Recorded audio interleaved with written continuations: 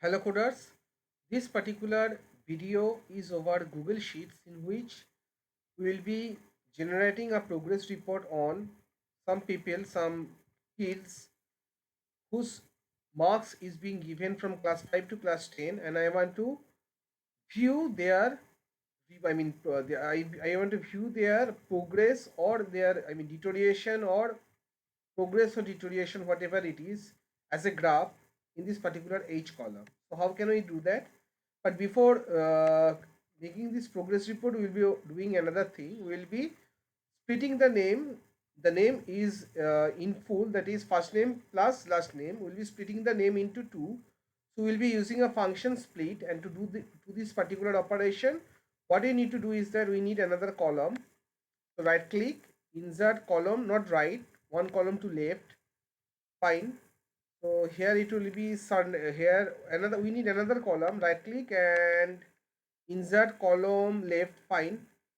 So here what it will be doing is that we will be writing if name, and then here it will be the surname.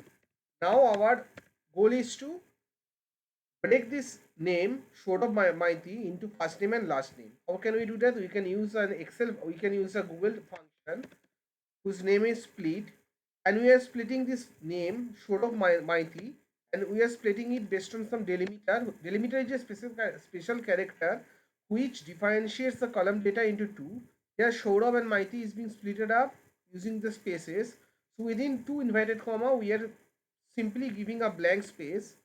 So inverted comma is to be, we are giving this space inside of inverted comma because whatever custom character we are giving as an input or feeding in to the Google or to the spreadsheet, that needs to be wrapped within double quote. So maybe there was some scenario like Shorav Maiti, comma 12 Rashbiari Avenue. In that particular scenario, the name and address was being, would have been separated by the comma.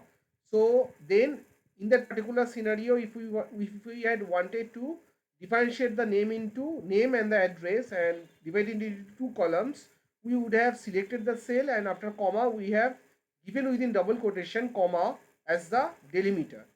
So now let me press enter and see what happens. The name has been divided. So we'll be dragging all the way across to the down, and we don't need this particular A column anymore. So we'll be right clicking and then we'll be hide column, not delete. So now comes the scenario for hiding the, then we select the whole sheet and make it a bit smaller. Fine. So the progress report, this column would be let me make it a bit large.